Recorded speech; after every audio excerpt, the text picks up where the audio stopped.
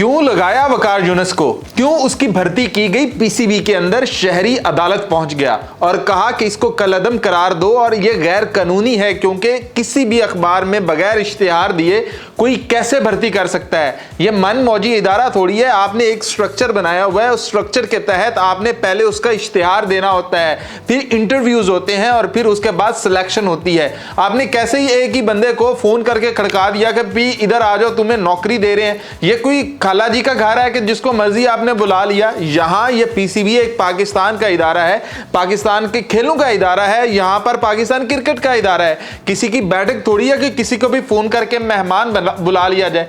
ऐसा कहते हुए शहरी ने अदालत में अपनी दरख्वास्त दे दी कि इस फैसले को फौरी तौर पर कलअदम करार दे दिया जाए। जबकि अगर वकार यूनुस की बात की जाए तो पीसीबी चेयरमैन पीसीबी ने पहले वसीम अकरम से राब्ता किया और जब वसीम अकरम ने मना कर दिया कि भी मैं लाहौर शिफ्ट नहीं हो सकता, मैं यहां आकर कोचिंग नहीं कर या आपकी असिस्टेंट की जॉब नहीं कर सकता, तो फिर वकार यूनुस से राब्ता किया गया और वकार यूनुस ने कहा कि चलो यार आजकल वेले ही हूं तो चलो चलते हैं पाकिस्तान।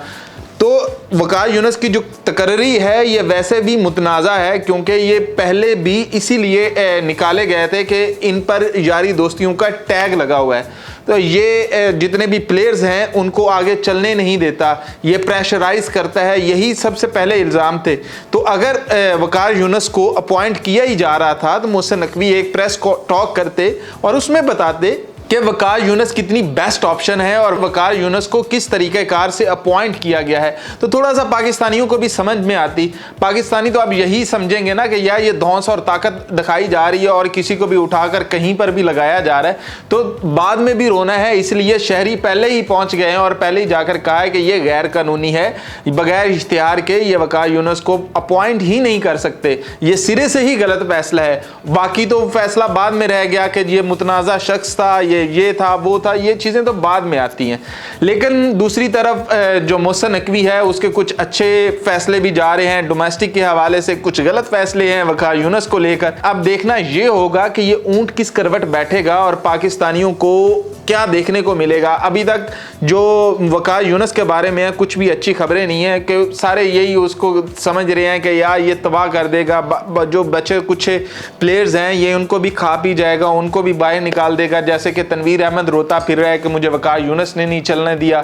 ऐसे और भी कुछ प्लेयर हैं जो कि जिन्होंने कह दिया है कि हमें ये चलने नहीं देता, ये वो इस तरह की चीज़ें हैं। अब आप कमेंट करके बताएं कि वकार यूनुस की ये जो तकर्री है क्या पाकिस्तानी खिलाड़ियों के हक में है या पाकिस्तानी क्रिकेटर्स के हक में है, कि ये फैसले किस तरफ लेकर जाएंगे, या वकार यूनुस एक बार फिर वो मुतनाज़ा ही बनेगा या एक बार फिर ये खिलाड़ियों के मुस्तकबिल के साथ खेलेगा, करेगा क्या। अपनी कीमती राय से आगाह ज़रूर करिएगा।